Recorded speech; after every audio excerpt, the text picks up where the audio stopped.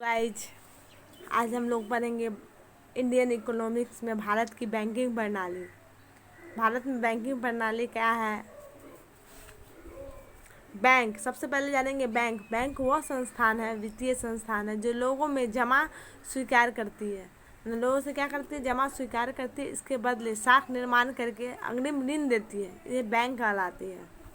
और हम जानेंगे बैंकिंग एक ऐसी संस्था होती है जो किसी देश के वित्तीय व्यवहार में भागीदार होता है। माना हमारा जो बैंकिंग है वित्तीय संस्थान है जो हमारे देश के वित्तीय व्यवहार में भागीदारी करता है।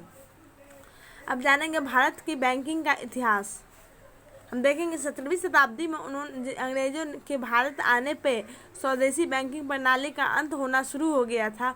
उसी समय यूरोपीय बैंकिंग पद्धति पर आधारित भारत का प्रथम बैंक विदेशी पूंजी के सहयोग से 1770 ईस्वी में बैंक ऑफ हिंदुस्तान, याद रखेंगे, बैंक ऑफ हिंदुस्तान नाम से कोलकाता में स्थापित किया गया था। भारत में अंग्रेज बंगाल, मुंबई, मद्रास पर अपना वर्चस्व कायम कर लिया था। तब उन लोगों ने 3 प्रेसिडेंशियल बैंक की स्थापना की। 1806 ईस्वी में सबसे पहले, 1770 ईस्वी में जो बैंक ऑफ हिंदुस्तान, उसके बाद 1806 ईस्वी में बंगाल में बैंक ऑफ बंगाल की स्थापना की। 1843 ईस्वी में बैंक ऑफ मद्रास की स्थापना की। 1881 ईस्वी में उन्होंने अवध कॉमर्शियल बैंक की स्थापना की। 1921 ईस्वी में मद्रास, मुंबई तीनों बैंकों को विलय कर इंपीरियल बैंक ऑफ इंडिया नाम दिया गया। हम लोग जानेंगे 1921 में इस तीनों बैंक का विलय हो गया।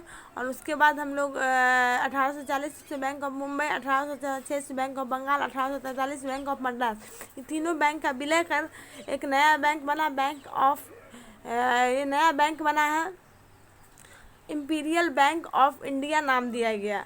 तब देखा गया स्वतंत्रता प्राप्ति के बाद गौरवाला समिति के सिफारिश से 1 जुलाई 1955 में वो नाम बदल कर, तीनों बैंक, इंपीरियल बैंक का नाम बदल कर एसबीआई में राष्ट्रीयकृत कर दिया। एसबीआई में राष्ट्रीयकृत कर दिया गया। वर्ष 19 जुलाई 1969 में 14 निजी बैंकों का राष्ट्रीयकरण किया गया। और 15 अप्रैल 1980 में 6 निजी बैंकों का राष्ट्रीयकरण कर दिया। हम लोग जाने 19 जुलाई 1969 में 14 निजी बैंकों का राष्ट्रीयकरण कर दिया गया। उसी तरह 15 अप्रैल 1980 में 6 निजी बैंकों का राष्ट्रीयकरण कर दिया गया। अब हम जानेंगे RBI, reserve bank of India. ये केंद्रीय बैंक है, देश का सर्वोच्च बैंक होता है। इसे विशेष अधिकार मिला और शक्तियाँ प्राप्त है अन्य बैंकों के अलावा। जैसे अन्य बैंकों को यह प्राप्त नहीं है, लेकिन इस जो आरबीआई जो है, जो हमारा रिजर्व बैंक ऑफ इंडिया, इसके विशेष अधिकार प्राप्त है। जानेंगे आरबीआई का राजकीय चिन्ह क्या है। नारियल का पेड़ और बाघ, ये हमारे आरबीआई का राजकीय चिन्ह है।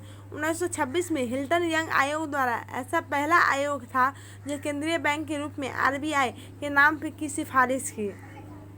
आरबीआई पाकिस्तान एवं बर्मा के केंद्रीय बैंक के रूप में भी काम कर चुका है। और thank you so much friends. कल हम जानेंगे आरबीआई की स्थापना। अगर किसी तरह का मिस्टेक हुआ सपोर्ट कीजिएगा।